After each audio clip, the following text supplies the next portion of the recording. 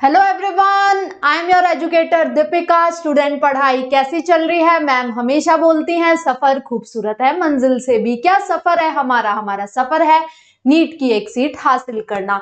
Student, आज मैं bounce back series में आपके लिए लेकर आ गई हूँ excretory product and there elimination. इस पूरे चैप्टर में हम देखेंगे किस तरीके से हमारी बॉडी से मेटाबॉलिक वेस्ट हम एक्सक्रीट आउट करते हैं, चाहे वो स्वेट हो या फिर आपकी CO2 हो या फिर आपका यूरिन हो। यूरिन फॉर्मेशन के बारे में पढ़ेंगे हम सारा, तो सारे प्रोसेस को अच्छे से देखेंगे। तो स्टार्ट करते हैं अपना सेशन पूरे जोश के साथ। ये मैम के बारे में कुछ इंफॉर्मेशन है, आपको पसंद आए तो आप लोग पढ़ सकते हैं, राइट। चलो स्टार्ट करते हैं अपना सेशन। सबसे पहले बात कर लेते हैं हम इंट्रोडक्शन ऑफ एक्सक्रीशन। अब एक्सक्रीशन क्या है? कोई भी मेटाबॉलिक वेस्ट आपकी बॉडी से एक्सक्रीट आउट करना बहुत जरूरी है, नहीं तो बहुत सारी कंडीशंस आपको फेस करनी पड़ सकती हैं, राइट। चाहे वो CO2 की फॉर्म में हो, चाहे वो स्वेट्स की फॉर्म में हो, आपका पसीना बह रहा है वो भी एक तरीके से आपका वेस्ट ही है, और आपका यूरिन आप एक्सक्रीट आउट कर रहे हैं, तो ये सारी चीजें आपको अपनी बॉडी से निकालनी होती हैं। तो किसी भी तरीके का मेटाबॉलिक वेस्ट अगर आप अपनी बॉडी से एक्सक्रीट आउट कर रहे हैं, उसी प्रोसेस को बोलते हैं excretion. Excretion is the process of eliminating nitrogenous waste, salts, excess water from the body to maintain homeostasis, ताकि बॉडी की जो एक्टिविटीज हैं वो अच्छे से मेंटेन हो सके। हम नाइट्रोजनस वेस्ट, सॉल्ट्स और आपका CO2, ये सारी चीजें चाहे स्वेट हो अपनी बॉडी से एक्सक्रीट आउट करते हैं, राइट। ऑर्गन कौन कौन से इन्वॉल्व होते हैं? किडनी आपकी इन्वॉल्व होती है यहाँ पे, जो कि मेन ऑर्गन है। लंग्स से हम CO2 का निकालते हैं, राइट, क्योंकि CO2 अगर ज्यादा हो जाए बॉडी में तो वो भी टॉक्सिसिटी क्रिएट कर जाती है। स्किन के थ्रू हम क्या स्वेट ग्लैंड, स्वेट्स को रिमूव करते हैं, राइट, पसीने को। लीवर भी इन्वॉल्व होता है डिफरेंट टॉक्सिक जो हमारे सब्सटेंसेस होते हैं उनको निकालने के लिए, राइट। तो अब आगे बात कर लेते हैं कि और क्या क्या चीजें हमें पढ़नी है। अब देखो टाइप ऑफ एक्सक्रीशन।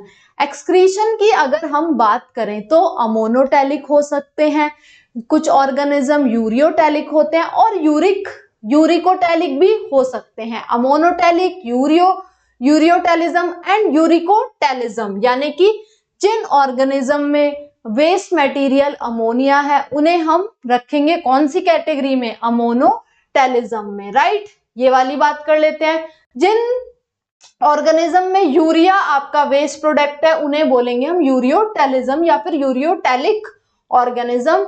जहां पे यूरिक एसिड आपका क्या है? वेस्ट प्रोडक्ट है, उसको बोलेंगे हम यूरिकोटैलिज्म। तो ये सारी चीजें याद रखनी है, क्योंकि एग्जाम्पल आप लोगों से पूछ लिए जाते हैं कि कौन से ऑर्गेनिज्म किस किस कैटेगरी में फॉल करते हैं, राइट। तो हाईली टॉक्सिक, क्योंकि जो अमोनिया होता है, देखो अब हम कैटेगरी वाइज बात करें तो जो हमारा अमोनिया है उसके लिए बहुत सारे वाटर चाहिए होता है, क्योंकि वो हाईली टॉक्सिक होता है। तो अमोनोटैलिज्म किस में देखा जाएगा? एक्वेटिक एनिमल्स में अमोनोटैलिज्म देखा जाएगा, क्योंकि ये हाईली टॉक्सिक होता है, रिक्वायर करता है लार्ज अमाउंट ऑफ वाटर। और ये आपका कहाँ कहाँ पाया जाता है? ये आपका पाया जा रहा है बोनी फिशेज में, एम्फीबियंस में एंड आपके एक्वेटिक इनवर्टिब्रेट्स में। समझ गए आप? बोनी फिशेज में, एक्वेटिक इनवर्टिब्रेट्स में, जो भी ऑर्गेनिज्म एक्वेटिक एनवायरनमेंट में रहते हैं वो सारे फॉल करते हैं इस कैटेगरी में। कौन सी? अमोनोटैलिज्म में। जिनका एक्सक्रीटरी प्रोडक्ट कौन सा होता है? अमोनिया होता है, जो कि हाईली टॉक्सिक होता है, और उसके लिए बहुत ज्यादा एक्सक्रीट आउट अगर करना है आपको अमोनिया, तो आपको वाटर बहुत ज्यादा क्वांटिटी में चाहिए होगा। इसलिए एक्वेटिक जो हमारे एनिमल्स होते हैं उनमें आपका क्या पाया जाता है? Ammonia as a excretory product. अब यूरियोटैलिज्म देख लेते हैं। ये मॉडरेट टॉक्सिक होता है और रिक्वायर करता है लेस अमाउंट ऑफ वाटर। इसमें हम इस कैटेगरी में कौन कौन आ जाते हैं? इसमें आ जाते हैं मैमल्स, आ जाते हैं एम्फीबियंस, आ जाते हैं, और आपके आ जाती है कार्टिलेजिनस फिशेस। तो यहाँ पे आपको पूछ लिया जा सकता है कि बोनी फिशेस कौन सी कैटेगरी में आती हैं, कार्टिलेजिनस कौन सी में आती हैं। तो बोनी फिशेस आपकी कौन सी कैटेगरी में फॉल कर रही हैं? अमोनोटैलिज्म में। जबकि जो आपकी कार्टिलेजिनस फिशेस हैं वो करती हैं यूरियोटेलिज्म में आपकी फॉल करती है, उनका एक्सक्रीटरी प्रोडक्ट यूरिया होता है। अब बात कर लेते हैं यूरिक एसिड की, तो ये लीस्ट टॉक्सिक है। क्यों है ये लीस्ट टॉक्सिक? क्योंकि ये रिक्वायर करता है minimum amount of water for its excrete out. उसको करने के लिए मिनिमम अमाउंट ऑफ वाटर चाहिए होता है। तो यूरिक एसिड ये वाला जो कैटेगरी है, यूरिक एसिड, ये कौन कौन से ऑर्गेनिज्म में पाया जाता है? ये पाया जाता है माय डियर स्टूडेंट आपके रेप्टाइल्स में, बर्ड्स में और इंसेक्ट में। ये आपका यूरिकोटेलिज्म शो करते हैं। तो समझ में आ गया होगा कि हमने देखा पहले एक्सक्रीशन है क्या, राइट। फिर हमने देखा कि एक्सक्रीशन के जो टाइप्स हैं वो कौन कौन से हैं, अमोनोटेलिज्म, यूरियोटेलिज्म एंड यूरिकोटेलिज्म। इसमें हमने वेरियस क्लासेस देखी कि कौन कौन से ऑर्गेनिज्म फॉल कर रहे हैं इस कैटेगरी में। सबसे पहले अमोनिया में हमने देख लिया कि बोनी फिशेज आ रही हैं, एक्वेटिक इन्वर्टिब्रेट्स आ रहे हैं आपके। और आपके यूरिकोटेलिज्म में अगर हम बात करें तो बर्ड्स देख लिया। यूरियोटेलिज्म में यानी कि जहां यूरिया है वहां पे मैमल्स आ रहे हैं आपके, तो उसके बारे में हमने बात करी। अब बात कर लेते हैं ह्यूमन एक्सक्रीटरी सिस्टम की। अगर हम ह्यूमन एक्सक्रीटरी सिस्टम की बात करें, यहाँ पे ह्यूमंस की ही हम बात करेंगे पूरे चैप्टर में, क्योंकि ह्यूमन से रिलेटेड सारी बातें एनसीईआरटी में करी गई हैं। इनिशियली आपको बताया गया है कि कौन कौन से ऑर्गेनिज्म में एक्सक्रीशन के लिए क्या क्या ऑर्गन्स हैं या फिर क्या क्या वो किस कैटेगरी में फॉल करते हैं। जैसे कि हमने अमोनोटेलिज्म देखा, यूरिकोटेलिज्म देखा, यूरियोटेलिज्म देखा, राइट। तो अब हम बात कर लेते हैं एक्सक्रीटरी, ह्यूमन एक्सक्रीटरी सिस्टम की। देखो किडनी जो हमारी होती हैं वो होती है हमारी बीन शेप और रेट्रोपेरिटोनियल होती हैं। ये एक इंपॉर्टेंट पॉइंट है, बीन शेप्ड है, रेट्रोपेरिटोनियम है, राइट। तो पेरिटोनियम क्या है? हमारी जो ऑर्गन्स होते हैं उसको लाइन कर रही होती है, राइट। और हमारी बीन शेप्ड होती है किडनी, इस तरीके से आपने देखा होगा कि बीन शेप्ड है, राइट। अब हम एक एक करके देखेंगे कि जो हमारी जितने भी ऑर्गन्स आ रहे हैं हमारे ह्यूमन एक्सक्रीटरी सिस्टम में, वन बाय वन उनके बारे में डिस्कस करेंगे। जैसे किडनी देख लिया, बीन शेप्ड है, रेट्रोपेरिटोनियल है, कवर्ड बाय रीनल कैप्सूल है। और इसको हम डिवाइड करते हैं आउटर रीजन और इनर रीजन में। आउटर रीजन को क्या बोलते हैं? कॉर्टेक्स। इनर रीजन को बोलते हैं आपका क्या? मेड्यूला बोलते हैं। तो ये वाली चीज समझ में आ गई कि बीन शेप्ड है, रेट्रोपेरिटोनियल है, कवर्ड है आपकी रीनल कैप्सूल से। ऑल्सो कहा क्या बताया गया है? ऑल्सो बताया गया है कि उसको डिवाइड किया है आपने कॉर्टेक्स और मेड्यूला में। आउटर पार्ट को बोलेंगे कॉर्टेक्स, इनर पार्ट को बोलेंगे आपका क्या? मेड्यूला। देन नेफ्रॉन्स पे आ जाते हैं। ये सारे पॉइंट्स अभी डिस्कस करेंगे हम वन बाय वन। देन उसके बाद हम डायग्राम से भी समझेंगे कि किस तरीके से चीजें समझाई गई हैं। नेफ्रॉन की बात करें, नेफ्रॉन आपका functional and structural unit of kidney है, राइट। 1 मिलियन जो हमारे प्रेजेंट होते हैं किडनी में, पर किडनी प्रेजेंट होते हैं कितने? 1 मिलियन, यानी कि दोनों किडनियों को मिला के आपके 2 मिलियंस प्रेजेंट होते हैं आपकी बॉडी में। क्या? नेफ्रॉन, जो कि क्या है? Functional and structural unit of आपकी किडनी है, राइट। यूरेटर की बात कर लेते हैं। हमने किडनी देख लिया, हमने नेफ्रॉन देख लिया, यूरेटर देख लिया। तो ये ट्यूब्स होती हैं जो कि connecting the kidney to urinary bladder. पूरे डायग्राम में भी अभी समझेंगे, डायग्राम से ज्यादा समझ में आएगा कि यूरेटर क्या है, यूरिनरी ब्लैडर क्या है और आपका यूरेथ्रा क्या है। जो ट्यूब्स कनेक्ट करती हैं आपकी किडनी को यूरिनरी ब्लैडर से, वही आपकी कहलाती हैं क्या? यूरेटर। देन उसके बाद आ जाते हैं यूरिनरी ब्लैडर। अब यूरिनरी ब्लैडर ऑलरेडी आपको पता है कि क्या है, जहां पे आपका यूरिन स्टोर होता है वही कहलाता है आपका क्या? Urinary bladder. ये एक एक पार्ट समझना जरूरी है, ऑलरेडी आपने ये पढ़ा होगा, बट एक एक पार्ट का मीनिंग समझेंगे तो और अच्छे से चीजों को अडेप्ट कर पाएंगे, राइट। यूरेथ्रा की बात करें, जहां से आप अपना यूरिन एक्सपेल आउट करते हैं, उसको हम यूरेथ्रा कहते हैं। अब ये किडनी का आप देख सकते हैं, ये किडनी का डायग्राम है। किडनी के डायग्राम में आपको बहुत सारे आपको पार्ट्स दिख रहे होंगे। ये आपको डायग्राम आपको लेबलिंग के लिए भी पूछा जा सकता है, तो एक एक पार्ट के बारे में समझेंगे। किडनी मैंने बोला था आपको कि क्या है? बीन शेप्ड है। और डिफरेंट जो पार्ट है उसके बारे में देख लेते हैं। देखो सबसे पहले मैंने बोला था कॉर्टेक्स, सबसे पहले बोला था कि रीनल कैप्सूल उसको कवर कर रहा है। तो ये जो लेयरिंग है, इस तरीके से जो ये कवर हो रही है आपकी किडनी रीनल कैप्सूल से हो रही है फॉर देयर प्रोटेक्शन, राइट। तो रीनल कैप्सूल उसको कवर कर रहा होता है, किसको? किडनी को आपकी कवर कर रहा होता है। फिर किडनी का मैंने बताया आउटर और इनर पार्ट भी पाए जाते हैं। तो आउटर पार्ट को क्या बोल रहे होते हैं हम? कॉर्टेक्स। इनर को हम बोल रहे होते हैं मेड्यूला। उसके बारे में भी हम बात करेंगे, राइट। तो रीनल कैप्सूल समझ में आया आपको कि क्या है renal capsule, right. Renal capsule समझ में आ गया होगा आपको। देन इधर आपके मेड्यूलरी पिरामिड्स दिख रहे होंगे आपको। मेड्यूलरी पिरामिड्स क्या है अभी देख लेते हैं। ये देखो, ये जो कोन शेप स्ट्रक्चर है, कोन शेप जो आपके स्ट्रक्चर है, ये है आपके रीनल पिरामिड। थोड़ी थिकनेस बढ़ा लेते हैं पेन की ताकि आपको अच्छे से समझ में आ जाए। Give me a minute. ये देखो, ये जो है ये है आपके रीनल पिरामिड्स। क्या क्या इनका रोल होता है उसके बारे में भी समझेंगे। ये आपका कैलिक्स है, इधर रीनल आर्टरी है, renal vein, renal pelvis, ureter और कॉर्टेक्स मेड्यूला आपको समझ में आ गया। ये आपका रीनल कॉलम है, राइट। तो ये डायग्राम का जो भी आपको लेबलिंग है याद रखनी है, क्योंकि पूरे पार्ट्स के क्या फंक्शन है उसको फर्दर आगे हम पढ़ेंगे। लेकिन लेबलिंग कई बार आपके क्वेश्चन में भी पूछ ली जाती है कि किस तरीके से रीनल कैप्सूल का है। हमने देखा कि ये कवर कर रही है। कॉर्टेक्स कौन सा पार्ट है? ये आउटर पार्ट है आपका कॉर्टेक्स। मेड्यूलरी पिरामिड यहाँ पे प्रेजेंट है। मेड्यूला आपका इनर पार्ट होता है। कैलिक्स हो गया आपका renal artery, renal vein, renal pelvis and आपका यूरेटर। तो ये सारी लेबलिंग आपको बना के भी आप देखोगे तो आपको याद हो जाएगी, राइट। देन आगे चलते हैं। आगे अब यहाँ पे पूरा स्ट्रक्चर दिखाया गया है आपका किसका?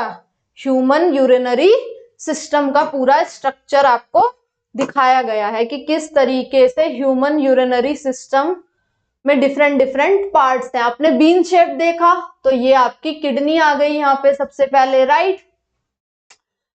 दो तरफ आपको किडनी दिख रही है, मेड्यूलरी एंड कॉर्टेक्स। हमने बात करी थी आपसे कि दो पार्ट्स पाए जा रहे हैं किडनी में, एक आउटर को बोला था कॉर्टेक्स, इनर को बोला था मेड्यूला। वो दो पार्ट भी यहाँ पे दिखाए गए हैं, मेड्यूला, कॉर्टेक्स। इधर पेल्विस रीजन दिखाया गया है, राइट।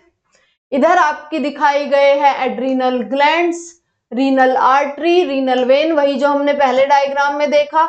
डॉर्सल अयोर्टा, इसमें ऑक्सीजनेटेड ब्लड आ रहा है आपका डॉर्सल अयोर्टा में। और इंफीरियर जो आपकी वेना केवा है, यहाँ पे आपका डीऑक्सीजनेटेड ब्लड यहाँ से जा रहा है, राइट। क्योंकि आप देखेंगे जितनी भी इम्प्योरिटीज होती हैं ब्लड में वही तो फिल्टर आउट होती हैं, तभी आपका यूरिन बनता है और उसको आप एक्सक्रीट आउट करते हैं। जो इंपॉर्टेंट चीजें हैं वो आपकी क्या होती हैं? आइदर सेक्रीशन और रीअब्जॉर्प्शन के बारे में बढ़ेंगे कि किस तरीके से आपका सेक्रीशन, किस तरीके से आपका रीअब्जॉर्प्शन होता है। वो सारी चीजें हम पढ़ेंगे कि कैसे यूरिन फॉर्मेशन होता है, राइट। तो अभी आप पार्ट्स पे ध्यान देखें। ये जो ट्यूब की मैं बात कर रही थी आपकी, जो कनेक्ट कर रही थी, अभी बताया था मैंने आपको कि किडनी से यूरिनरी ब्लैडर को कौन सी ट्यूब कनेक्ट करती है? यूरेटर कनेक्ट करती है। ये देखो, ये आपको डायग्रामेटिकली बहुत अच्छे से क्लियर हो रहा होगा कि हमने एक बात करी थी ट्यूब की, जो आपकी किडनी को यूरिनरी ब्लैडर से कनेक्ट करती है, वो क्या है? आपकी यूरेटर है। इस तरीके से भी क्वेश्चन बन सकता है। ये रहा आपका यूरिनरी ब्लैडर। यूरिनरी ब्लैडर का हमने क्या पढ़ा था? हमने पढ़ा था वहां पे आपका यूरिन स्टोर होता है, समझ में आ रहा होगा। यूरेथ्रा क्या है? जहां से हम अपना यूरिन एक्सक्रीट आउट करते हैं, राइट। समझ में आ गया आपको। देन आगे चलते हैं, आगे बात कर लेते हैं नेफ्रॉन की कि नेफ्रॉन है क्या। आप पहले ना डायग्राम देख लो, क्योंकि डायग्राम से पूरा ज्यादा समझ में आ रहा होता है। तो नेफ्रॉन में हम देखें रीनल कॉर्पेसल्स पाए जाते हैं, रीनल टिब्यूल पाई जाती हैं और ब्लड सप्लाई हम देखते हैं। तो सबसे पहले कि जो हमारा रीनल माल्फिजियन बॉडी की बात करेंगे, डायग्राम एक बार आप देख लो पूरा, 1 बाय 1 हम समझ के फिर पूरा समझेंगे आगे। तो देखो, जैसे कि जो आपका नेफ्रॉन है, नेफ्रॉन मैंने बताया functional and structural unit of आपकी क्या है? किडनी है, राइट। तो उसके भी अपने अपने पार्ट्स हैं, 1 मिलियन पर किडनी आपका प्रेजेंट हो रहा था। उसके खुद के पार्ट्स हैं जिसमें आपका आ जाता है क्या, रीनल कॉर्पसल, रीनल ट्यूब्यूल और ब्लड सप्लाई भी उसमें हम देखते हैं। तो रीनल कॉर्पसल्स में क्या क्या आ जाता है आपका, बोमेन्स कैप्सूल आ जाता है, बोमेन्स कैप्सूल आ जाता है और आपका ग्लोमेरुलस आ जाता है जो कि double walled cup shape structure है। अभी डायग्राम में दिखाऊंगी कि बोमेन्स कैप्सूल क्या है। अभी 1 बाय 1 समझो कि जो नेफ्रॉन है, जिसको मैम ने बोला structural and functional unit of kidney, वो किस किस पार्ट से मिलकर बना है नेफ्रॉन को। अभी हमने देखा कि बोमेन्स कैप्सूल है, कप शेप स्ट्रक्चर है, डबल वॉल्ड है। देन ग्लोमेरुलस क्या है, ये है कैपिलरी का बंच या फिर टक, एक बंच जो है आपके नेफ्रॉन में उस कैपिलरीज का, उसको हम क्या कह रहे हैं, उसको कह रहे हैं हम glomerulus. Renal tubule, renal tubule में कौन कौन सी आ जाती हैं आपकी पीसीटी आ जाती है, डीसीटी आ जाती है, कलेक्टिंग डक्ट आ जाता है, लूप ऑफ हेनले आ जाता है। पीसीटी क्या है, प्रॉक्सिमल कॉन्वोल्यूटेड टिब्यूल, डीसीटी क्या है, distal convoluted tubule, loop of Henle आ रहा है आपका और कलेक्टिंग डक्ट आ रहा है। अब बात कर लेते हैं प्रॉक्सिमल कॉन्वोल्यूटेड टिब्यूल। ये मेजर साइट ऑफ आपकी क्या है, रीएब्जॉर्प्शन है। आगे देखें डायग्राम में, आगे देखेंगे हम कि किस तरीके से डिफरेंट आयंस का यहाँ पे रीएब्जॉर्प्शन हो रहा है। तो कभी भी कोई क्वेश्चन आए या एमसीक्यू आए, ब्लाइंडली आपको टिक करना है, पूछा जाए कि रीएब्जॉर्प्शन सबसे ज्यादा कहाँ पे होता है, पीसीटी में सबसे ज्यादा होता है। एनसीईआरटी की लाइन है, देखेंगे तो आपको समझ में आ जाएगा। Loop of Henley, loop of Henley के बारे में बात कर लेते हैं। Forms a concentration gradient. तो अब आप देखेंगे जो ब्लड है, ब्लड में इंप्योरिटीज है, उसको हम फिल्टर आउट करके यूरिन अपना एक्सक्रीट आउट करते हैं। तो कंसंट्रेशन जो ये मेंटेन कर रहा होता है, ये सारा कंसंट्रेशन लूप ऑफ हेनले में हो रहा होता है, राइट। डीसीटी की अगर बात करें तो ये रेगुलेट करता है आपका पीएच और आयंस को, that is distilled convoluted tubules maintaining pH and ionic balance during the process of excretion, right. Collecting duct की बात करें तो कलेक्टिंग डक्ट में भी आपका कंसंट्रेटेड यूरिन आता है, देन वहां से एक्सक्रीट आउट हम करते हैं, फर्दर जो प्रोसेस होता है, राइट, समझे।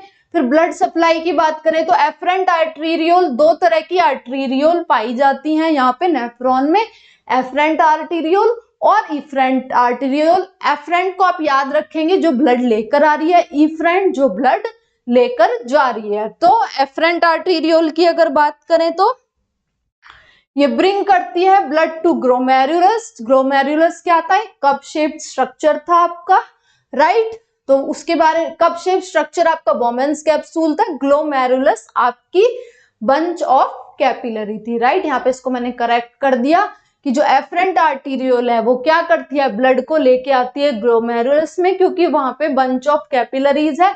तो ब्लड लेके आ रही है आपकी एफरेंट आर्टेरियोल, लेके कौन सी जा रही है, इफरेंट आर्टेरियोल। ये छोटी छोटी चीजें याद रखनी है, तभी आगे का प्रोसेस आपको याद आएगा। तो इफरेंट आर्टेरियोल क्या है आपकी और एफरेंट आर्टेरियोल क्या है, समझ में आया आपको, जो कैरी करती है ब्लड अवे फ्रॉम ग्लोमेरुलस। ये रहा पूरा डायग्राम। तो इसको अब समझोगे तो बहुत अच्छे से ये आपको समझ में आ जाएगा, राइट। तो समझ लेते हैं इसको भी कि ये क्या क्या इसमें बोला गया है। तो ये है आपकी एफरेंट आर्टेरियोल, ये आपकी ब्लड लेकर आ रही है, और ये इफरेंट आर्टेरियोल आपकी ब्लड लेकर जा रही है। कप शेप्ड स्ट्रक्चर मैम ने बताया था क्या था, वो बोमेन्स कैप्सूल था, और ये पीसीटी से कनेक्टेड है, राइट। और ये माल्फिजियन बॉडी है आपकी ग्लोमेरुलस, जो बंच ऑफ कैपिलरी है, और बोमेन्स कैप्सूल के इस पूरे स्ट्रक्चर को क्या बोला जाता है, माल्फिजियन बॉडी बोला जाता है। कई बार एमसीक्यू में ये क्वेश्चन पूछ लिया जाता है।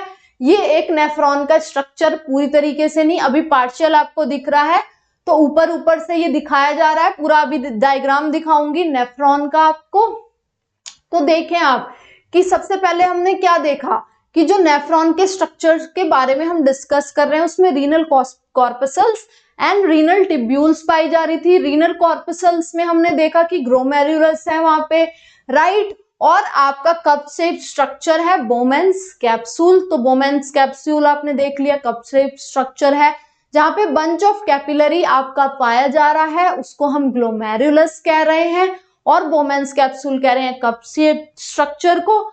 इन दोनों को मिला के क्या बोल रहे होते हैं, ये क्वेश्चन पूछ लिया जाएगा, इसको बोलते हैं हम मालफिजियन बॉडी, राइट। तो ये बोली जाती है मालफिजियन बॉडी। ये प्रॉक्सिमल कॉन्वोल्यूटेड ट्यूब्यूल है, तो समझ में आ गया होगा आपको मालफिजियन बॉडी का डायग्राम, जो कि also is a part of nephron. आगे चलते हैं, क्या बोला गया है। देन अब बात कर लेते हैं हम किसकी, यूरिन फॉर्मेशन की। तो my dear student, urine formation भी आपको डायग्राम से बहुत अच्छे से क्लियर हो जाएगा। देख लेते हैं हम सारी चीजें, give me a minute. Urine formation के बारे में हमको बात करनी है। तो यूरिन फॉर्मेशन की बात करें तो सबसे ज्यादा स्टेप्स क्या क्या, 3 स्टेप से मिलकर बना होता है। पहले आपका ग्लोमेरुलर फिल्ट्रेशन होगा, देन आपका ट्यूब्यूलर रीएब्जॉर्प्शन होगा, देन आपका ट्यूब्यूलर सक्रीशन होगा। तो ग्लोमेरुलर फिल्ट्रेशन, जो भी ब्लड आया आपकी बॉडी में एफरेंट आर्टीरियोल के थ्रू, उसमें से जो भी इम्प्योरिटीज हैं उसको फिल्टर आउट कर लोगे आप, तभी तो उसमें से रीएब्जॉर्प्शन हो जाता है 99%, तभी तो आपका यूरिन बनता है। तो यहाँ पे फिल्ट्रेशन होगा, फिर उसी ब्लड में से जो भी आप इम्प्योरिटीज निकाल रहे हैं, ट्यूब्यूलर रीएब्जॉर्प्शन होगा, देन आपका सक्रीशन वाला पार्ट आ जाएगा। ये पूरे प्रोसेस क्या है इसके बारे में समझ लेते हैं। देखो, non selective filtration of blood under pressure, तो प्रेशर जनरेट हो रहा होता है, डायग्राम से समझाऊंगी कि किस तरीके से चीजें हो रही होती हैं। सेलेक्टिव आपका क्या होता है, नॉन सेलेक्टिव फिल्ट्रेशन होता है of blood under pressure, produce an in ultra filtrate containing water, glucose, salts and urea.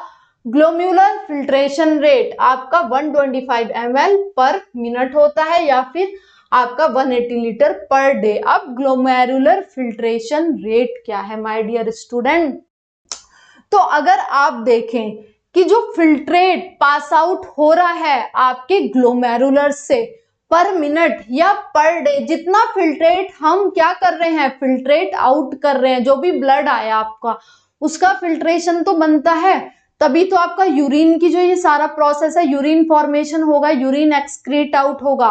तो ग्लोमेरुलस के थ्रू कितना आपका ब्लड फिल्ट्रेट आउट हो रहा है पर मिनट या आपका पर डे, वो कहलाता है आपका glomerular filtration rate, that is 125 ml पर मिनट और 180 लीटर पर डे। तो ये वाली बातें आपको याद रखनी है क्योंकि जीएफआर के बारे में भी पूछा जा सकता है, तो ध्यान रखें ये वाली चीजें।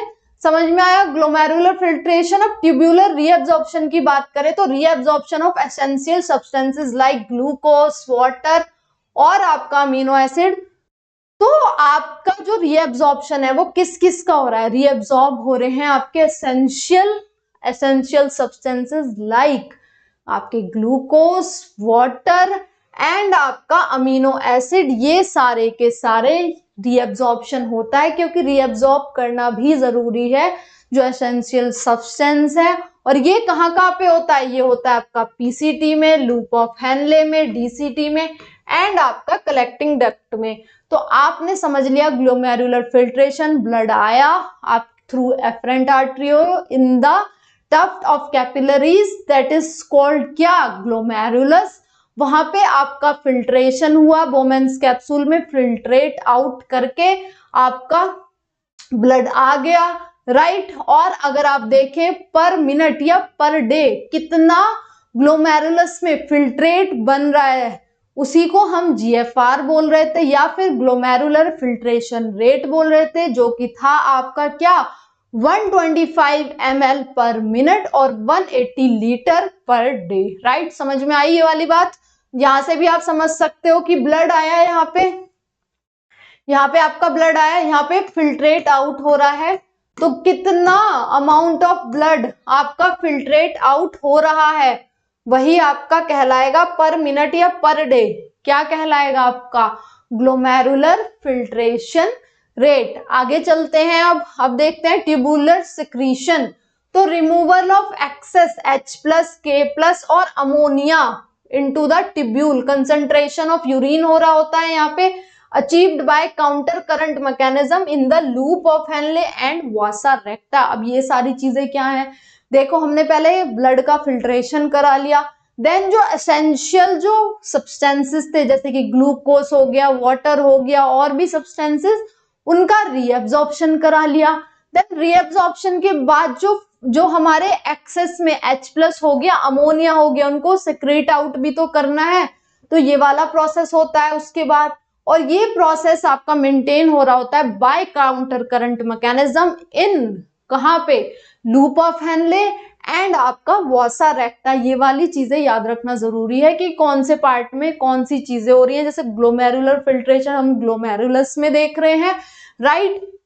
आपका रीएब्जॉर्प्शन हम PCT, loop of Henley, DCT, collecting duct में देख रहे हैं। सिक्रीशन की बात करें तो सिक्रीशन आपका मेंटेन हो रहा है काउंटर करंट मैकेनिज्म में, जो कि आपका vasa recta and loop of Henle में हो रहा होता है, राइट। तो समझ में आया हो गया सिक्रीशन का। अब यहाँ पे आप देख सकते हैं कि यहाँ पे रीएब्जॉर्प्शन और सिक्रीशन दिखा हुआ है मेजर सब्सटेंसेस का at different parts of nephron indicating direction and movement of material। तो अभी देख लेते हैं कि कौन कौन से एलिमेंट्स का आपका सिक्रीशन हो रहा है, कौन कौन से एलिमेंट्स का या फिर सब्सटेंसेस का आपका रीएब्जॉर्प्शन हो रहा है, राइट। तो अगर हम बात करें यहाँ पे पीसीटी की, और आपके मैं दूसरा कलर ले लेती हूँ क्योंकि ग्रीन ग्रीन है तो आपको दिखेगा नहीं, फिर गिव मी अ मिनट। यहाँ पे देख लेते हैं, ब्लैक ले लेते हैं कलर। डायग्राम को अच्छे से समझना बहुत जरूरी है क्योंकि पूरे डायग्राम में क्या क्या हो रहा है ये आपको पता होना चाहिए, राइट। तो देख लेते हैं, देखो यहाँ पे आपकी दिखाई गई है प्रॉक्सिमल कॉन्वोल्यूटेड टिब्यूल, यहाँ पे दिखाई गई है डिस्टल कॉन्वोल्यूटेड टिब्यूल। रुको, पीसीटी डीसीटी आपकी यहाँ पे दिखाई गई है। ये है आपकी प्रॉक्सिमल कॉन्वोल्यूटेड टिब्यूल, ये है आपकी क्या, डिस्टल कॉन्वोल्यूटेड टिब्यूल। अब देखो ये ग्लोमेरुलस है और ये आपका क्या है, बोमेन्स कैप्सूल, ये पीसीटी है। यहाँ पे देखो किस किस का रीअब्जॉर्प्शन हो रहा है, यहाँ पे हो रहा है आपका K+, nutrients, water, NaCl and HCO3 negative. Same reabsorption इधर हो रहा है, कुछ सब्सटेंस छोड़ के NaCl, H2O, HCO आपका नेगेटिव। सिक्रीशन करना किस किस का जरूरी बताया था, एक्सेस H+ हो जाए या अमोनिया हो जाए, ये जो भी रीअब्जॉर्प्शन हो रहा है इनको याद रखो क्योंकि एमसीक्यू में इस तरीके से आपसे दे दिया जाएगा कि इन आपके सब्सटेंस का रीअब्जॉर्प्शन हो रहा है या सिक्रीशन हो रहा है। पीसीटी में हमने देख लिया NaCl का, HCO3 नेगेटिव का और आपका न्यूट्रिएंट्स H2O K+ का क्या हो रहा है, रीअब्जॉर्प्शन हो रहा है और सिक्रीशन हो रहा है H+ का, और आपका किसका हो रहा है, सिक्रीशन हो रहा है और आपका अमोनिया का, क्योंकि अमोनिया और आपका H+ अगर एक्सेस में हो जाएगा तो वो सही नहीं है, इसलिए वो सिक्रीट आउट हो रहे होते हैं, राइट। रीअब्जॉर्प्शन देख लिया, सिक्रीशन देख लिया, डिस्टल कॉन्वोल्यूटेड टिब्यूल में आपने देख लिया NaCl, H2O, HCO3 नेगेटिव का रीअब्जॉर्प्शन हो रहा है और सिक्रीशन किस किस का हो रहा है, H+ का और आपके अमोनिया का। अब जो descending limb of loop of Henley है, ये है डिसेंडिंग लूप, ये पूरे नेफ्रॉन का स्ट्रक्चर है। मैंने बोला था ना कि जब हम नेफ्रॉन का स्ट्रक्चर पढ़ रहे थे तो हमने इनिशियली देख रहे थे मालफिजियन बॉडी, हमने सिर्फ इतना स्ट्रक्चर पढ़ा था माय डियर स्टूडेंट, इतना स्ट्रक्चर। आपको मैंने अभी एक ये वाला डायग्राम दिखाया था, ये जो डायग्राम दिखाया था ये इनिशियल स्ट्रक्चर था जिसमें आपका ग्लोमेरुलस था, आपका बोमेन्स कैप्सूल था और पीसीटी से ये कनेक्टेड था। मैंने बोला था कि आपको पार्शियल है ये स्ट्रक्चर नेफ्रॉन का, अगर आप पूरा स्ट्रक्चर देखेंगे तो सारी चीजें आपको देखने को मिल रही हैं, पीसीटी डीसीटी। तो उसके बारे में देखो इधर पे बताया हुआ है कि ये आपका मैंने इनिशियली दिखाया आपको, यहाँ पे आपका अभी पूरा स्ट्रक्चर है आपके किसका, नेफ्रॉन का। यहाँ पे आपको पीसीटी भी देखने को मिल रही है, डीसीटी भी देखने को मिल रही है और आपके कलेक्टिंग डक्ट भी आपको देखने को मिल रहे हैं। ये डीसीटी आपकी descending loop of Henley, PCT इधर है, डीसीटी इधर है, आपका ग्लोमेरुलस इधर हो गया और बोमेंस कैप्सूल ये हो गया, ये लूप ऑफ हेनले है। तो लूप ऑफ हेनले में भी दो पार्ट दिखाए जाते हैं, descending loop of Henley, ascending loop of Henley. जो डिसेंडिंग लूप ऑफ हेनले होता है वो परमिएबल होता है आपका वाटर के लिए। ये क्वेश्चन नीट में बहुत बार पूछा गया है, याद रखोगे कि जो डिसेंडिंग लूप ऑफ हेनले है वो परमिएबल होता है आपका वाटर के लिए और असेंडिंग लूप ऑफ हेनले आपका परमिएबल होता है किसके लिए, आपके NaCl के लिए। देखो यहाँ पे दिख भी रहा होगा कि यहाँ पे आपका H2 है, यहाँ पे NaCl है।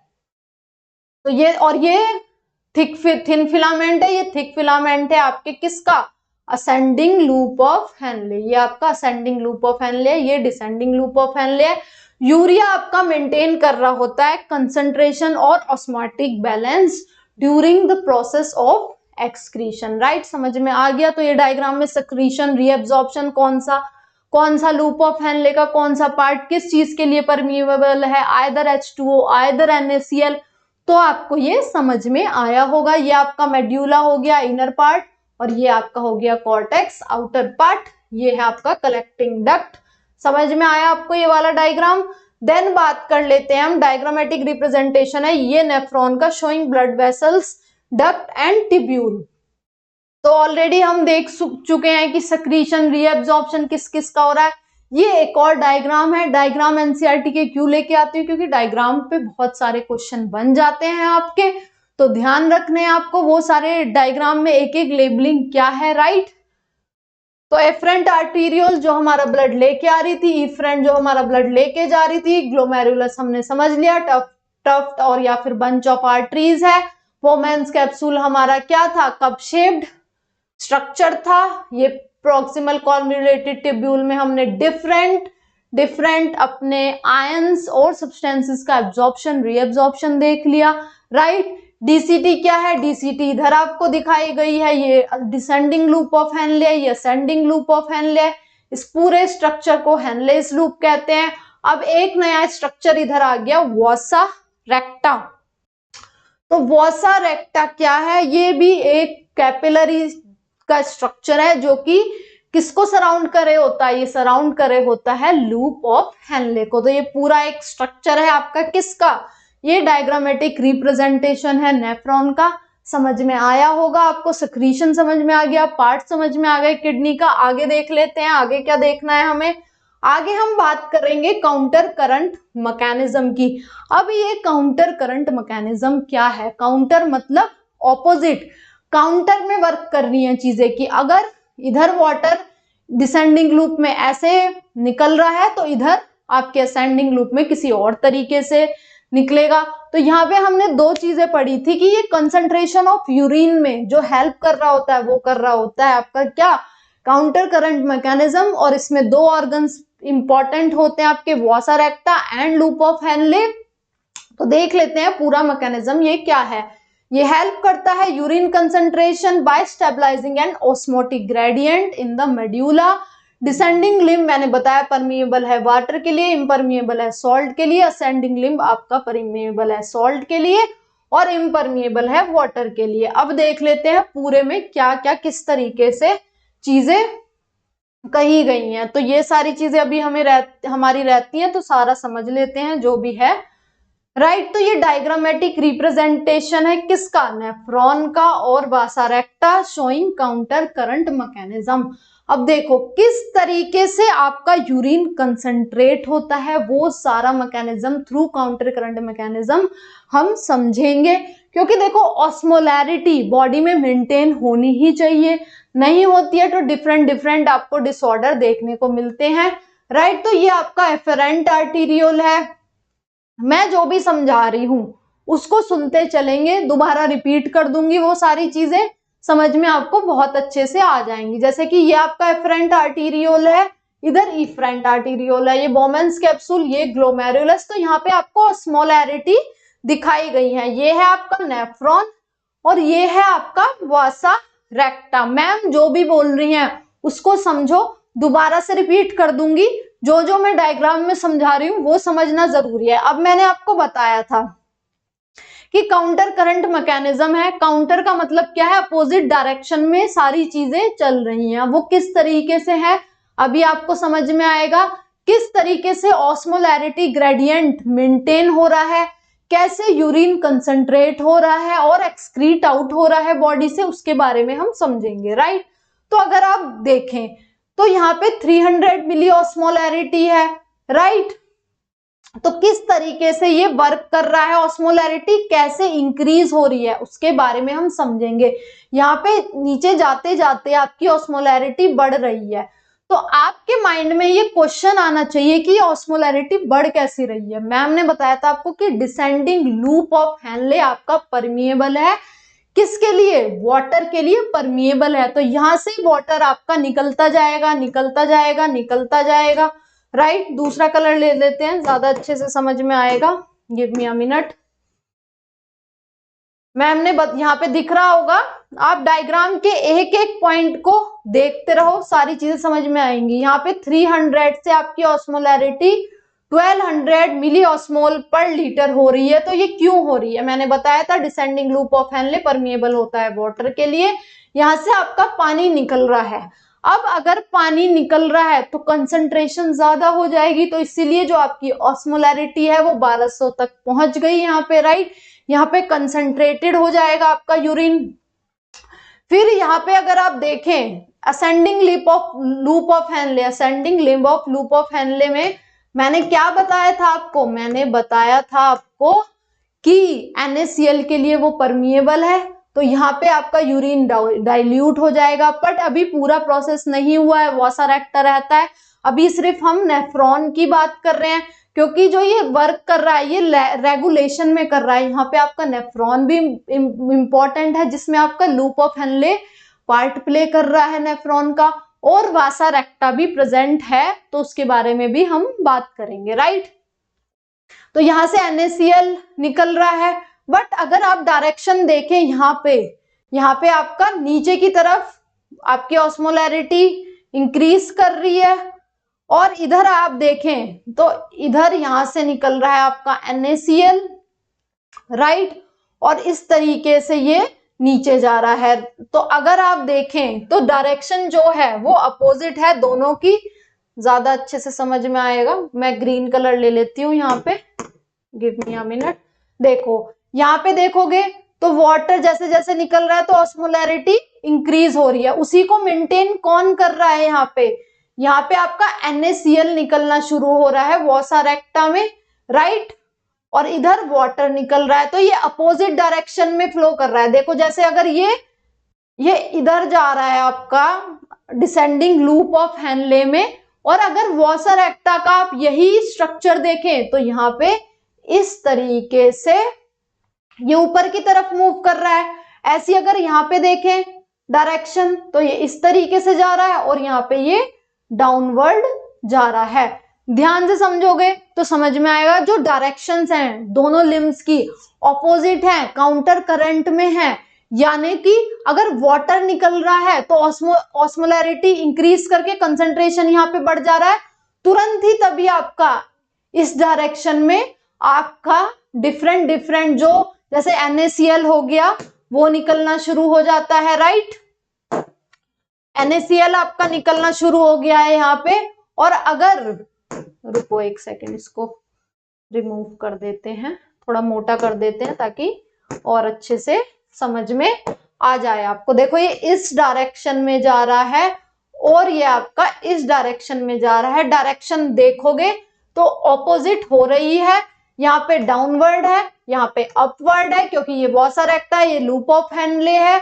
और इधर अगर अपवर्ड है तो इधर डाउनवर्ड है। डिफरेंट आयंस यहाँ से निकल रहे हैं, जैसे कि NaCl इधर से निकलना शुरू हो गया, वाटर इधर से निकलना शुरू हो गया। तो ताकि ऑस्मोलैरिटी डिसरप्ट ना हो जाए, ग्रेडियंट मेंटेन रहे, इसलिए आप देखेंगे कि ऑपोजिट डायरेक्शन में नेफ्रॉन और आपका लूप ऑफ हेनले में अलग तरीके से डिफरेंट जो आपका वाटर हो गया, चाहे NaCl का, यहाँ से सिक्रीशन होता रहता है। यहाँ से वाटर निकल रहा है आपका लूप ऑफ हेनले में से, इधर से NaCl निकलने लग जाएगा ताकि ऑस्मोलैरिटी आपकी मेंटेन रहे। उसी तरीके से असेंडिंग लूप ऑफ अगर आपका हेनले है, वहां से अगर आपका NaCl निकल रहा है तो यहाँ पे आपकी वसा रेक्टा में क्या होगा, यहाँ पे वाटर निकलना शुरू हो जाएगा। तो समझ में आया होगा, काउंटर में है ये सारी चीजें, इसीलिए आपका ऑस्मोलैरिटी ग्रेडियंट मेंटेन हो रहा है और दोनों के दोनों पार्ट्स इन्वॉल्व हैं।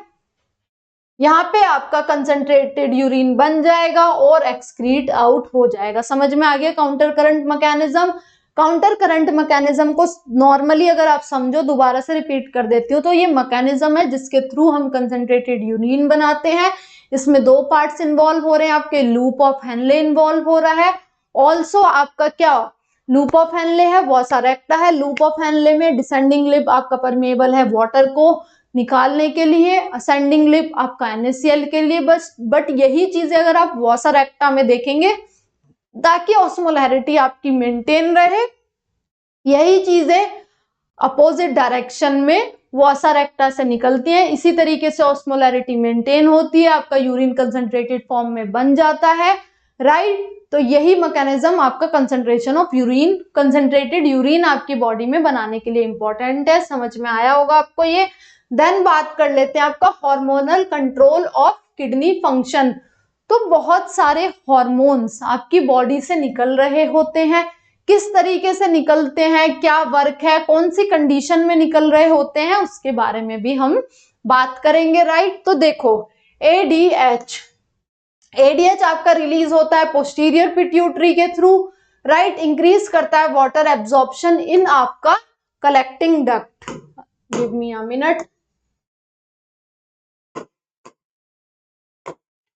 तो देखो जैसे भी किसी भी बॉडी में आपको कोई भी कंडीशन हुई, आइदर आपका ब्लड वॉल्यूम कम हो जाए या फिर आपका ब्लड प्रेशर कम हो जाए या फिर ऑस्मोलैरिटी बढ़ जाए आपकी 300 मिली ऑस्मोल पर लीटर से, तब क्या होगा, हाइपोथैलेमस के पास सिग्नल जाएगा, उसके वहां पे आपके कौन से रिसेप्टर्स प्रेजेंट होते हैं, ऑस्मोलैरिटी रिसेप्टर्स प्रेजेंट होते हैं। ऑस्मोलैरिटी आपकी इंक्रीज हो गई, कितनी, 300 मिली ऑस्मोल से ज्यादा। ये मैकेनिज्म समझो, इजीली समझ में आ जाएगा। 300 मिली ऑस्मोल पर लीटर से ज्यादा हो गई ऑस्मोलैरिटी, ब्लड प्रेशर कम हो गया, आपका ब्लड वॉल्यूम कम हो गया, तो आपके जो स्ट्रेच रिसेप्टर हैं ऑस्मोलैरिटी पे, स्ट्रेच रिसेप्टर हैं आपके हाइपोथैलेमस में, वो एक्टिवेट हो जाएंगे। पोस्टीरियर पिट्यूटरी से आपका ADH निकलेगा, that is anti diuretic hormones. Urine को डाइल्यूट करने से रोकने वाला हार्मोन, मींस यूरिन को कंसंट्रेट करने वाला हार्मोन्स, राइट। तो ये निकल जाएगा और फिर ये क्या कर देगा, ये इंक्रीज कर देगा reabsorption of water in collecting duct.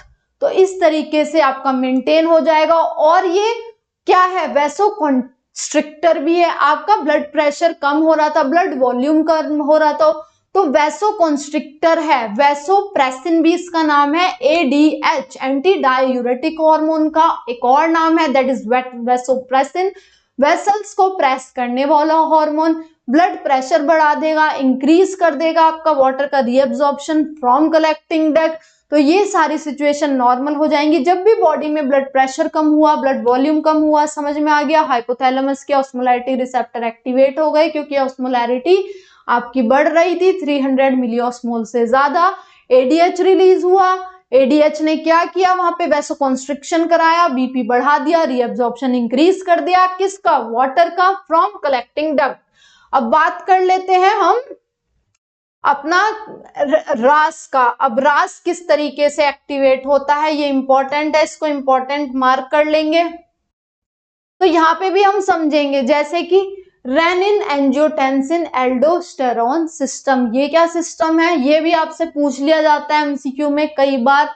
यहाँ पे भी वही कंडीशन है कि आपकी बॉडी में ब्लड प्रेशर कम हो जाए, ब्लड वॉल्यूम कम हो जाए, GFR अगर आपका कम हो रहा है तो क्या होगा, तो उसमें क्या होगा, आपका एक्टिवेट होता है, लिखा भी हुआ है, ड्यूरिंग लो प्रेशर, और आपका इंक्रीज कर देता है ब्लड वॉल्यूम का और ब्लड प्रेशर को। तो ये किस तरीके से वर्क कर रहा होता है उसके बारे में हम देखेंगे।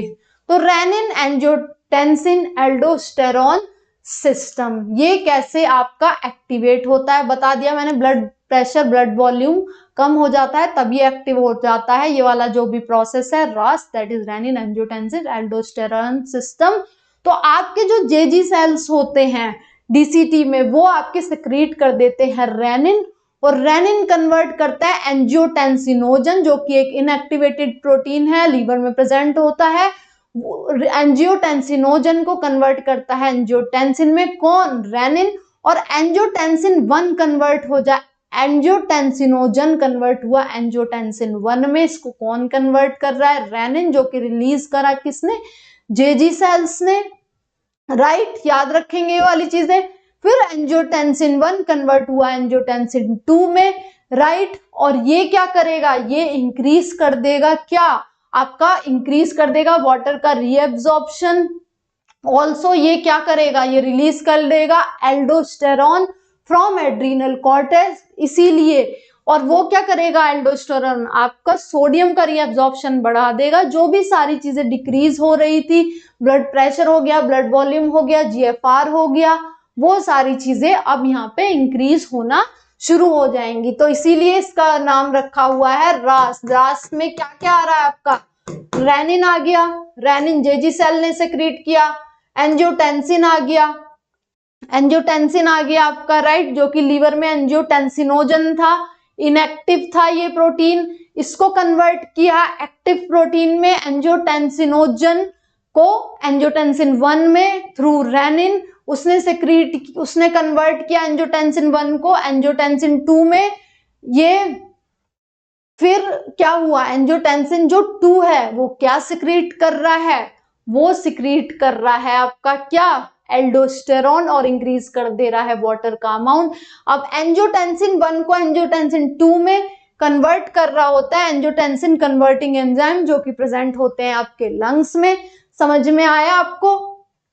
और इसी पूरे सिस्टम को हम कहते हैं रेनिन एंजियोटेंसिन एल्डोस्टेरॉन सिस्टम आपका, राइट। समझ में आ गया आपको ये सारी चीजें जो भी मैंने बताई आपको, क्योंकि ये समझना बहुत ज्यादा जरूरी है। रास आपसे क्वेश्चन पूछ ले जाता है। दोबारा रिपीट कर देती हूँ कि आपकी बॉडी में ब्लड प्रेशर, ब्लड वॉल्यूम कम हुआ, जेजी सेल एक्टिवेट हुए, जेजी सेल्स ने सिक्रीट करा आपका रेनिन, रेनिन ने कन्वर्ट करा एंजियोटेंसिनोजन को एंजियोटेंसिन 1 में, राइट। एंजियोटेंसिनोजन आपका क्या है? इनएक्टिव प्रोटीन है, जो कि लीवर में प्रोड्यूस होता है, वो ब्लड में आया।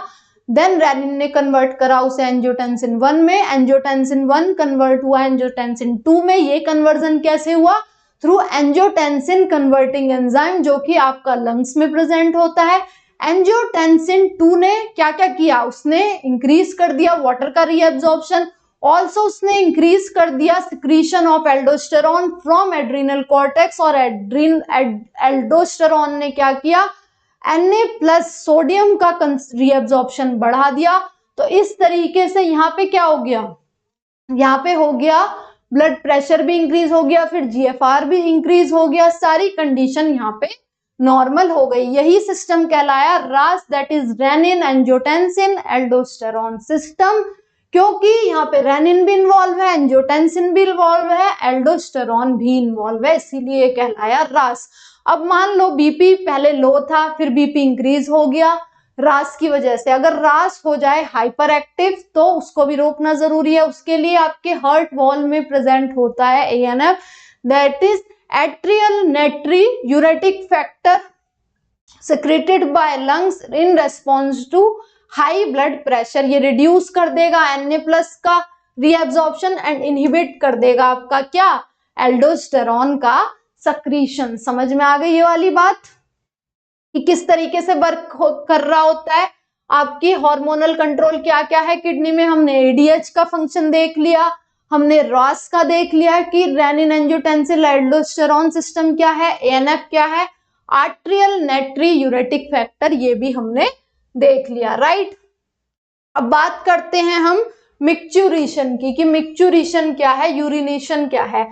तो अगर आप मिक्चुरेशन की बात करें तो किस तरीके से हम अपना यूरिन एक्सक्रीट आउट करते हैं, वो पूरी प्रोसेस को हम मिक्चुरेशन कहते हैं। इसमें आपका इंटरनल और एक्सटर्नल स्पिंचर, आपकी जो यूरिनरी ब्लैडर है उसमें प्रेजेंट होता है। Process expelling urine from the urinary bladder via urethra, जो कि कंट्रोल किया जाता है आपकी इंटरनल स्पिंचर और एक्सटर्नल स्पिंचर से। जो आपकी इंटरनल स्पिंचर होती है वो आपकी इनवॉलेंट्री होती है, राइट, और जो आपकी एक्सटर्नल स्पिंचर होती है वो आपकी वॉलेंट्री होती है। यानी कि जो एक्सटर्नल है आपकी स्पिंचर, उसके थ्रू हम मतलब हमें सिग्नल मिल जाता है तो हम यूरिन को एक्सक्रीट आउट करते हैं। बट जो आपकी इंटरनल स्पिंचर होती है वो इनवॉलेंट्री होती है, वो आपके कंट्रोल में नहीं होती है। तो जो यूरिनरी ब्लैडर है उसमें आपका यूरिन स्टोर्ड होता है। जब आपको यूरिनेशन की अर्ज होती है तो सीएनएस से आपकी बॉडी में सिग्नल पहुंचा दिए जाते हैं। स्ट्रेच रिसेप्टर प्रेजेंट होते हैं आपके यूरिनरी ब्लैडर में, वहां पे आपका एक्टिवेशन हो जाता है, देन आपका यूरिन एक्सक्रीट आउट हो जाता है थ्रू आपका क्या, एक्सटर्नल स्पिंचर। तो ये सारी चीजें समझ में आई होंगी कि मिक्सचुरेशन क्या है, कि अपना यूरिन का जो प्रोसेस है एक्सक्रीट आउट करने का, और उसमें कौन कौन सी स्पिंचर आपकी इन्वॉल्व है वो बात करी हमने, राइट। तो मिक्सचुरेशन इसी प्रोसेस को कहते हैं। कई बार एमसीक्यू में ऐसे क्वेश्चन भी पूछ लिया जाता है, जैसे टर्म्स पूछी जाएंगे आपसे, तो आपको मिक्सचुरेशन पता होना चाहिए कि मिक्सचुरेशन है क्या आपका, राइट। देन बात करते हैं एक्सक्रीटरी सिस्टम के डिसऑर्डर। देखो सबसे पहले बात करें अगर तो किडनी स्टोन की बात कर लेते हैं कि किडनी स्टोन्स क्या है। Crystallization of calcium oxalate and uric acid. अगर आपका क्रिस्टलाइजेशन ऑफ कैल्शियम और ऑक्सलेट्स और यूरिक एसिड, ये आपकी जो किडनी में अगर ये एक्युमुलेट हो जाए, ऑक्सलेट्स आपके कैल्शियम स्टोन्स की फॉर्म में, तो ये आपको सीवियर पेन्स दे सकते हैं, यही कहलाएंगे आपके किडनी स्टोन्स, और आपको सीवियर पेन्स हो सकता है। यूरीमिया क्या है, हाई कंसंट्रेशन अगर ऑफ यूरिया आपका ब्लड में पाया जा रहा है, जिसकी वजह से आपका किडनी फेल्योर हो सकता है, और ये रिक्वायर करता है आपका डायलिसिस। क्योंकि देखो जो किडनी में हम पूरा प्रोसेस हमने देख लिया कि यूरिन को किस तरीके से हम कंसंट्रेट कर रहे हैं, ब्लड को कैसे फिल्ट्रेट कर रहे हैं, फिल्ट्रेट करके यूरिन बना रहे हैं, तो वो पूरा प्रोसेस आप लोगों ने देख लिया किस तरीके से वो प्रोसेस हो रहा है, राइट। तो अगर ये प्रोसेस ना हो, यहाँ पे किडनी फेल्योर हो सकती है, उसके लिए डायलिसिस आपको कराना पड़ेगा, आपको हॉस्पिटल के बहुत चक्कर लगाने पड़ेंगे ताकि आपका जो नाइट्रोजनस वेस्ट है उसको आप एक्सक्रीट आउट करा सकें अपनी बॉडी से। हमने किडनी स्टोन देखे, यूरीमिया देखा, क्यों? क्योंकि आपका जो नाइट्रोजनस वेस्ट है अगर उसकी कंसंट्रेशन हाई हो जाए बॉडी में तो यूरीमिया हो सकता है। यूरिया की कंसंट्रेशन आपकी किडनी में ज्यादा हो गई, वही टर्म कहलाई क्या, uraemia. Glomerulonephritis, inflammation of glomeruli caused by infection. Glomerulus देखा हमने, राइट, वहां पे कैपिलरी का बंच देखा, अगर वहां पे इन्फ्लेमेशन होने लग जाए तो क्या कहलाएगा, वो कहलाएगा आपका glomerulonephritis, inflammation of glomeruli. Renal failure, loss of kidney function treated by dialysis और किडनी ट्रांसप्लांटेशन। तो किडनी ट्रांसप्लांटेशन इतना इजी नहीं है, तो इसीलिए जो आपका एक्सक्रीटरी जो ये पूरा चैप्टर था इसमें आपने समझ लिया कि किस तरीके से डिसऑर्डर हो रहे हैं, क्या मैकेनिज्म है यूरिनेशन का, मिक्सचुरेशन क्या है, क्या क्या अडेप्टेशन डिफरेंट ऑर्गेनिज्म में होती है, डिफरेंट एक्सक्रीटरी प्रोडक्ट कौन से पाए जाते हैं वहां पे, ये सारी बातें हमने समझ ली। ब्रीफ में आपको सारा ये चैप्टर समझाया मैंने, क्योंकि इलेबोरेटेड वे में अगर आपको टॉपिक पढ़ने हैं, कॉन्सेप्ट कैप्सूल में मैंने पूरा रास का मैकेनिज्म आपको समझा रखा है, हार्मोनल कंट्रोल का, राइट। जो छोटे छोटे टॉपिक आपको इन डेप्थ में पढ़ने हैं वो भी हमारी जो चैनल है अनअकैडमी, हमारा Marvels, NEET Marvels by Unacademy, वहां पे आप पढ़ सकते हैं अगर आपको इन डेप्थ पढ़ना है। यहाँ पे ब्रीफ में मुझे आपको सारा चैप्टर कंप्लीट कराना था, एक एक टॉपिक को मैंने डायग्राम की हेल्प से सारा समझा दिया है। कुछ भी प्रॉब्लम है आप कमेंट में मुझे डाल सकते हैं कि ये वाला टॉपिक और लेके आओ। आपके लिए अनअकैडमी 50% ऑफ लेके आया सारे नीट यूजी सब्सक्रिप्शन पे, प्लस आपको 9 मंथ फ्री एक्सटेंशन मिल रहा है। आप मेरा कोड लगा सकते हैं यहाँ पे दीप20, इससे भी आपको डिस्काउंट मिल जाएगा, राइट, दीप20 ये कोड आपको लगा सकते हैं। 9th मंथ का आपका देख सकते हैं फ्री एक्सटेंशन मिल रहा है। फिनिक्स टेस्ट सीरीज आपकी नीट 2025 के लिए चल रही है। डिटेल वीडियो यहाँ पे आपको एक्सप्लेनेशन मिल जाएगा। तो देर किस बात की है, टेस्ट सीरीज बहुत जरूरी है आपके एग्जाम के लिए, आपको कॉन्सेप्ट क्लियरिटी में हेल्प करती है। तो आप मेरा कोड लगा सकते हैं दीप20, इससे भी आपको बेनिफिट मिल जाएगा, बेनिफिशियल आपके लिए ये रहेगा। ये दिसंबर 2022 से स्टार्ट है, राइट, दिसंबर 2022, राइट, और इतने अमाउंट पे आपको प्रोवाइड कराई जा रही है। देन आपका ज्वाइन करें आप डिफरेंट बैचेस, जिसमें आपको 350 plus live classes, test series, English language में जो भी सब्जेक्ट आपको जो भी टीचर से पढ़ना हो आप वहां पे एनरोल कर सकते हैं। कोड मैंने बता ही दिया, दीप20 आप लगा सकते हैं। डिफरेंट बैचेस आपके लिए चल रहे हैं, दीप20 आप कोड लगाएंगे, आपको बहुत सारा डिस्काउंट मिलेंगे। डिफरेंट चीजें आपको इतने अमाउंट पे प्रोवाइड कराई जा रही हैं। तो होप पूरा चैप्टर आपको समझ में आया होगा, excretory product and there elimination. कोई भी डाउट है कमेंट में डाल सकते हैं, आपकी क्वेरी जो भी रहेगी उसका सॉल्यूशन आपको मिलेगा। तो सब्सक्राइब करें हमारे channel NEET Marvels by Unacademy को। Thank you so much my dear students.